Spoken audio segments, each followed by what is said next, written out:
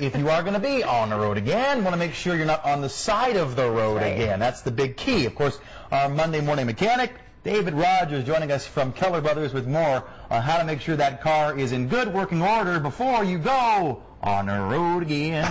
All right. If I'd have known the theme today, I'd have worn a cowboy hat. Okay, well, hey, here's the thing. You know, it's that last sort of push for vacations. People are taking their boats out, and even if you're just going locally, camping or boating, there's a couple of things that you really ought to know. First thing I want to talk about are just the basic connector, and you know, this poor thing used to be in a vehicle, and usually what you would see is this end, and you would plug something into it along these lines.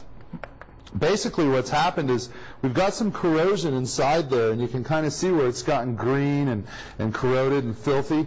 And, you know, this would have solved the problem. This is a little bit of dielectric grease, and somebody put a little bit of this on those connectors. It would have made it easier to plug the fitting in and out, which is how you get your trailer lights, and it would have stopped what happened inside, which was corrosion and breakdown of the wires, which then rendered the lights completely useless. Most people know when you don't have lights, you get pulled over, and tickets ensue. The other thing that we note here is a trailer lens that's broken. You know, not a huge and terrible thing if you think about it. Very inexpensive to replace.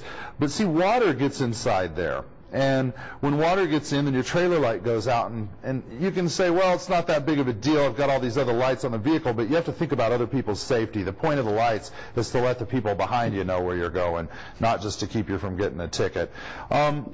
Another thing that people don't often think about is the hitch itself, and they do require maintenance. As you can see, this one's kind of loose. It should not spin like this. If this were to come all the way loose, or this were to come off, you're going to lose whatever you're towing. That boat or that motorhome's going to be spinning around in circles behind you and taking out cars two at a time. That would be a horrible thing to happen, and none of us wants that on our conscience. So take in your vehicle if you tow regularly and have it serviced just once or twice a year, and ask them to check your connections. What I have here is really awesome. This is some new technology, if you will. We have a adjustable trailer hitch, and the way this works is you just have a little pin here that you can pull out easy as pie, and you can make this fit any trailer. So if you carry ATVs or motorcycles or snowmobiles, and then you have a boat or a camper, then this is perfect for it because it moves very easily, and you just adjust it and set it up. Last thing I want to tell you, I always carry extras. This is a bag of stuff I keep in my car. It's an extra light for my boat. These are submersible lights. I carry extra bearings in case I break down. Am I going to fix it? Are you going to fix it on the side of the road? No. But do you want to be stuck in some little town in the middle of nowhere while you wait for a week for parts? And of course you don't. So carry backups. Carry extra brake components as well. Last thing I'm going to tell you, trailer chocks are your friend.